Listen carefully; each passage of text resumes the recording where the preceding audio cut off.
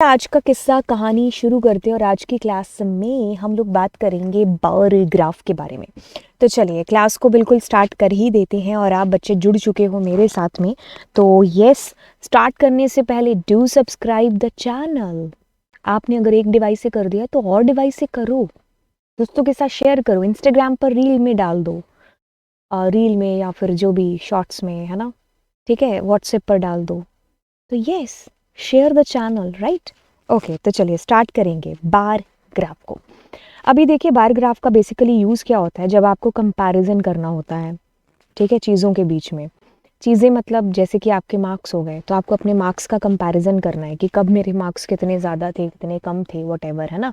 तो उस टाइम पर ये जो हमारा बार ग्राफ है ना, इसके थ्रू जो डेटा का रिप्रेजेंटेशन है वो कोई ढंग से हो जाता है, अच्छे तरीके से, ठीक है। तो ये इन कामों के लिए इसका बेसिकली यूज़ है जो होता है। कहता है कि bar graph are used to compare things between groups और to track the changes over the time, ठीक है। तो इससे जो चेंजेस आए हैं पिछले पीरियड से अभी, तो वो आपको डिस्प्ले हो जाते हैं थोड़े अच्छे तरीके से। जैसे कि अगर हम इसकी बात करें, जैसे कि मैथ्स हो गया, ठीक है, आपका कोई पेपर हुआ था 10 नंबर का, तो अभी मेरे को देख करके ही, मतलब बिना कुछ किए मुझे पता चल रहा है कि आर्ट्स में आपके सबसे कम नंबर हैं, मतलब बिना मैंने कुछ भी देखे कि पेपर कितने का है कितने का नहीं है, बट आई गॉट आइडिया कि आपके आर्ट्स में कम है, फिर आपके इंग्लिश में कम है, सबसे ज़्यादा आपके आईपी मैथ्स के अंदर है ना, साइंस में भी ठीक है।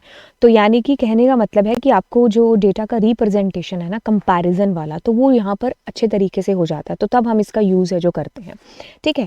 तो अब हम इसके ऊपर कुछ कुछ चीज़ें हैं जो बनाते हैं, इसका बेसिक एक स्ट्रक्चर है जिसको मालूम करते हैं, समझते हैं।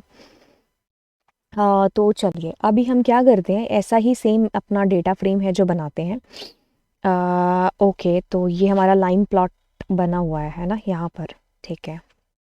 तो हम इसी के ही अंदर अपने मार्क्स वार्क्स रख लेते हैं, ठीक है। तो ये हम कह देंगे कि हमारा annual card, annual report card या व्हाटएवर, ठीक है। तो फिर हमारे एक्स एक्सेस के ऊपर हमारे पास में, मान लीजिए हम पहले मैथ्स की बात करते हैं,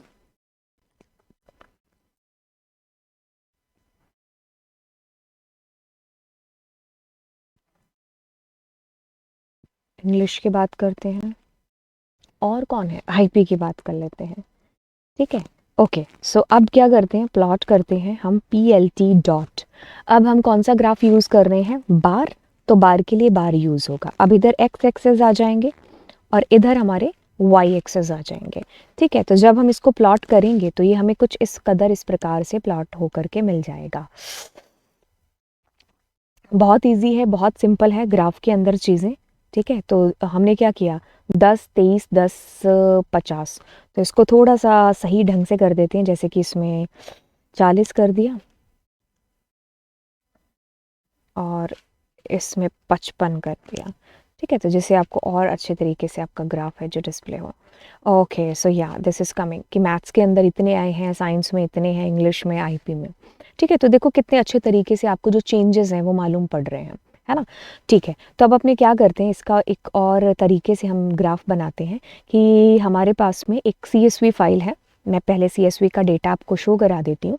so this is your CSV file, you can see here, that is your CSV file. आपको पता है CSV को कैसे एक्सपोर्ट इंपोर्ट कर सकते हैं, कौन कौन से फंक्शंस यूज़ होते हैं।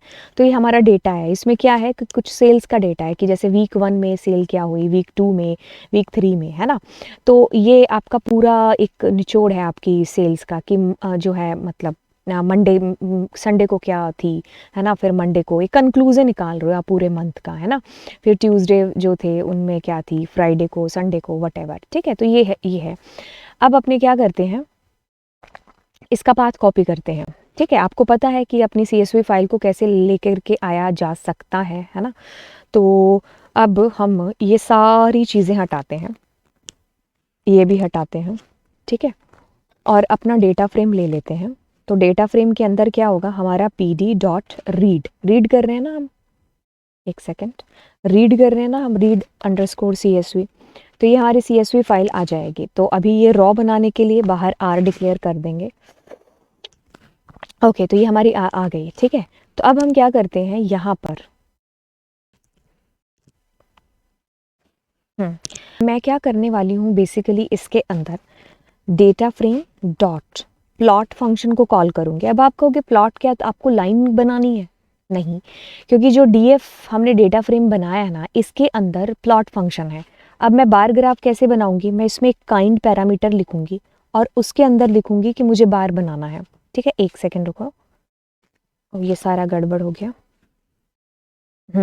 अभी दोबारा लिखते हैं, PLOT प्लॉट। ठीक है, उसमें KIND काइंड, और उसके अंदर मैं लिखूंगी बार, और इसके जो एक्स एक्सेस है उसके ऊपर क्या आना चाहिए? डे। अब ये डे कहाँ से आया? अरे भाई ये डे यहाँ से आया। हमारी जो अभी जो CSV फाइल जिसको आपने इंपोर्ट किया है, इसके अंदर देखो डे। आप कह रहे हो एक्स एक्सेस में इन डेज को आना चाहिए ये वाले डे। ठीक है, तो अभी आप कर क्या रहे हो? इसको एक बार कट करते हैं, फिर आपको सारी चीज़ समझ में आ जाएगी। दूध का दूध, पानी का पानी हो जाएगा जैसे ही आप इसका आउटपुट देखोगे। ठीक है, तो मतलब एक बाहर की जो CSV फाइल थी उसको आप अंदर यहाँ पर इस कदर इस प्रकार से ले आए। Are you getting guys? Sunday को देखिए, मंडे को देखिए, ट्यूसडे, वेडनेसडे, तो ये देखिए आपका अपने आप से ये ग्राफ इस कदर इस प्रकार से बन गया। ठीक है, अब आप इसमें दुनिया भर के चेंज कर सकते हो, जैसे प्लॉट में टाइटल तो खैर मैं इसमें भी दे सकती हूँ, बट मैं यहाँ पर ही दे देती हूँ। मैं कहती हूँ सेल्स फॉर मई 2023। ठीक है, तो अब अगर आप देखोगे तो आपके पास में देखिए इस कदर इस प्रकार से आ गया है। ठीक है, तो इसकी देखो ये टाइटल यहाँ पर आ गया। ठीक है, तो हाँ, आप लाइन भी बना सकते थे। इससे ये नहीं है कि अगर मैं मान लीजिए यहाँ पर LINE लाइन कर देती हूँ, और अगर मैं इसको डिस्प्ले करा रही हूँ, ठीक है, तो ये मेरे को लाइन भी बना के बता देगा। तो मतलब आप CSV बाहर आपने अगर है तो आप उसको अंदर ऐसे इंपोर्ट कर सकते हो। ठीक है, और उसके थ्रू आप अपने मल्टीपल डेटा को, ये तो ज़्यादा इजी नहीं हो गया, बजाय कि आप यहाँ पर लाइंस बनाओ। So instead of that what you can do, you can simply आपका जो डेटा है वो बाहर CSV में बनाइए, उसको लेकर के आइए और उससे अपने ग्राफ को बनाइए। That is so simple. बस ग्राफ के थ्रू आपको चीज़ें पता चल रही है, अब मार्क तो करना ही क्या है इसके अंदर, है ना? ठीक है, तो दोनों के थ्रू आपको चीज़ें पता चल गई। तो अगर मैं बार करूँगी तो ये मेरा बार ग्राफ यहाँ पर इस कदर इस प्रकार से डिस्प्ले होगा। आई थिंक इसमें कुछ भी और चीज़ नहीं है कि जो इसमें टाइम है जो स्पेंड किया जाए। दैट इज़ सो सिंपल, आप लोगों का पूरा ग्राफ। ठीक है, अब इसके अंदर चीज़ें आती हैं जो हम लोग कर लेते हैं धीरे धीरे। जैसे कि अगर मैं आपको थोड़ा सा रिवाइज़ करा दूँ, होम पर जाते हैं, हाँ, थोड़ा सा रिवाइज़ करा दूँ, कौन सा? लाइन वाला। तो लाइन में क्या था? एक एक्स एक्सेस था, एक वाई एक्सेस था, उसमें आप कलर थे, लाइन विड्थ था, लाइन का स्टाइल था जो कि डैश था, सॉलिड लाइन था, ये सारे, है ना? मार्कर है, फिर मार्कर का साइज़ हो गया, फिर आपके पास में जो है मार्कर का एज कलर हो गया, ये सारी चीज़ें थी। फिर आप लोगों ने कलर वलर चेंज किया कि ब्लू के लिए B शॉर्ट में लगा सकते हो, ग्रीन, ये सारी चीज़ें हो गई, है ना? फिर आप लोगों का जो मार्कर था उसके शॉर्टकट्स आपको बताए कि ये शॉर्टकट्स आप इसके लिए यूज़ कर सकते हो। Marker size, marker as colour, solid is by default, dash dot, dotted, ये सारे के सारे, मतलब आपको एक पेज पर मैंने एक समरी बता दी लाइन की, कि लाइन की पूरी कहानी में क्या कस्टमाइजेशन है ना? फिर अभी आते हैं बार के ऊपर। अब बार के अंदर क्या चीज़ है हमारे पास? जो है हमारे एक्स एक्सेस, वाई एक्सेस। ठीक है, अरे इतनी देर में आया क्या? ठीक है, एक्स एक्सेस और वाई एक्सेस। फिर इसके बाद में क्या है? कलर आप इसमें भी कॉम्बिनेशन दे सकते हो। फिर आपके पास में आता है, एक सेकेंड, फिर आपके पास में आता है विड्थ। क्या आता है? विड्थ मैं बता देती हूँ तीनों चारों का। फिर आता है अलाइंड। ओके, तो अब ये क्या है क्या नहीं है, इसको हम लोग देखते हैं। यही सारे के सारे पैरामीटर्स हमारे। ठीक है, नीचे करते हैं। तो मतलब मैंने आपको एक समरी बता दी शॉर्ट के अंदर, तो ये बहुत हेल्प करती है समरी, क्योंकि बजाय 4-5 पेजेस पढ़ने के यू कैन डू यहाँ से भी सिंपली। ठीक है, के अंदर अगर अपने देखेंगे कि हमारे पास colour colour colour colour colour colour colour, ठीक है, सो हम क्या करेंगे?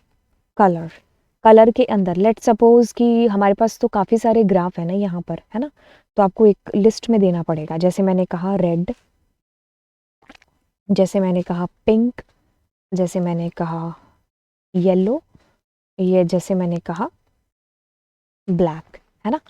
तो अगर मैं इसको रन करती हूँ तो मुझको ये इस कदर दिखाएगा। बड़ा ही गंदा कलर कॉम्बिनेशन लिया है हमने, है ना? ठीक है, तो ये इस प्रकार से आपके पास में आया। अच्छा, ब्लैक 4 थोड़ी था जो मैंने 4 दे दिया। ठीक है, अब येलो की जगह ब्लैक ले लेते हैं। Yellow is not look like cool, हाँ। Okay, so it is coming like how. ठीक है, तो आपके पास में इस प्रकार से आ गया। तो आपने इसको लिस्ट में ऐसे कलर दे दिए अलग अलग। ठीक है, ओके। अब हम दूसरी चीज़ की तरफ जाते हैं। कलर के बाद में इट्स अ विड्थ। ठीक है,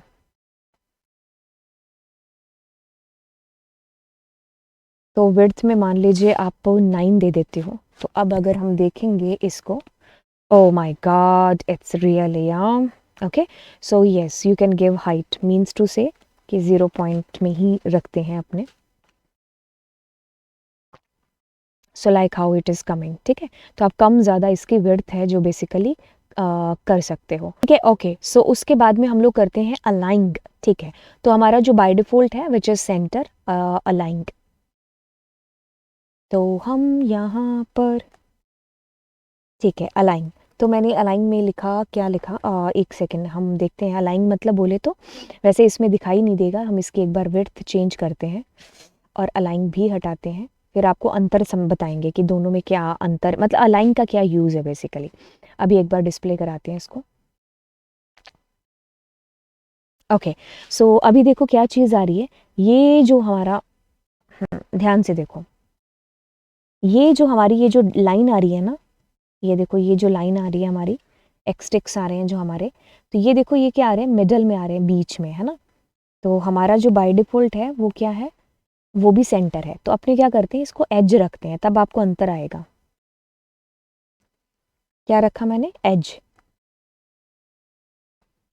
ओके, तो अभी देखो एज करने से आपके सामने कैसे डिस्प्ले हो जाएंगे। तो यू कैन सी ये किनारे पर आने लग गए, है ना। You can see this is how this is coming. ठीक है, तो ये by default are coming centre में, बट हमने इसको किनारे पर रख दिया, एज। ठीक है, तो ये चीज़ हो गई इसके अंदर। अब एक्स हो गया, वाई हो गया, विड्थ हो गया। ठीक है, अब देखो इसमें नोट लिखा हुआ है, note is saying that X and Y both the axes should have same number of value. ठीक है, तो दोनों में सेम नंबर ऑफ वैल्यूज़ होनी चाहिए और दोनों रिक्वायर हैं। देखो क्या चीज़ है, एक एक चीज़ में आपको ध्यान से आप इसके अंदर देखना क्या चीज़ बोलने की कोशिश की जा रही है। देखो एक बार इसको रब करते हैं। ठीक है, अब अपने क्या करते हैं, लाइन को प्लॉट करते हैं एक। ठीक है, ठीक है, CSV की हमें ज़रूरत पड़ सकती है तो इसको यहीं रहने देते हैं। ऐसा हो गया। तो अगर मैं लाइन को प्लॉट करती हूँ ना, तो मैं इसमें लिखती हूँ के। क्या लिखा मैंने, मैंने लिखा के। ठीक है, तो वो चीज़ मैं आपको इसलिए समझा रही हूँ क्योंकि इस नोट वाली लाइन का मतलब समझाना है आपको।